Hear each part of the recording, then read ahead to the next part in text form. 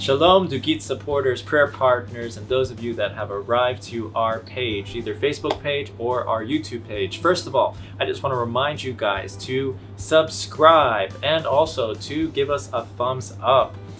We can use all the support we can get, and so we're just so grateful to those of you that have commented and have subscribed and have given us thumbs up, and we just want you to continue doing that. Now, this week, a lot of things have happened in Israel and outside of Israel concerning Israel. First of all, Gaza has been releasing many balloons. The Hamas terrorist organization from Gaza have been releasing many balloons that explode over Israel and over the different areas in southern Israel, causing a lot of damage.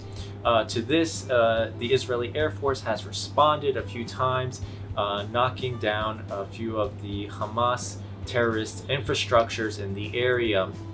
We're sad about this, and we're praying and asking you to pray with us for peace, that the Hamas would restrain and stop sending over the gas balloons, and that Israel would be able to secure its borders. Also, good news for all of those that are wanting to come back and visit Israel, or groups that would like to visit Israel and to be actually here in the land in the next couple months, especially for the high holidays and the Rosh Hashanah and Yom Kippur and Sukkot, the Feast of Tabernacles, the Feast of Trumpets. So I just am so excited to say that Israel is opening up its borders. So far, 20 countries have been given the green light to be allowed into Israel, to visit Israel, non-Israelis to be allowed into Israel.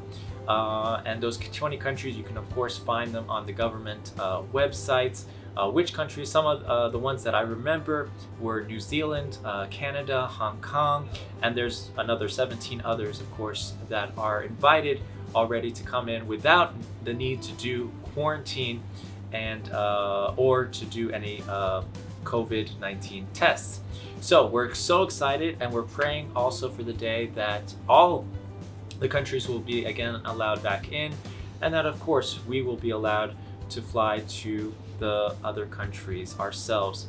And so we just thank you so much for your prayers and support. That's all for our good news and maybe not so good news that's been happening over the past week.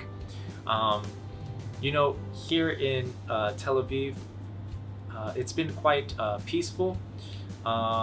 We haven't been really feeling so much of the tensions per se of the war on terrorism, whether it be in the south or in the north. We have been active in supporting those that are less fortunate, needy in our distribution center by handing out food, witnessing to them, and being able to pray with them as they desire. Some of them ask for prayers, others we offer prayer, and they receive it.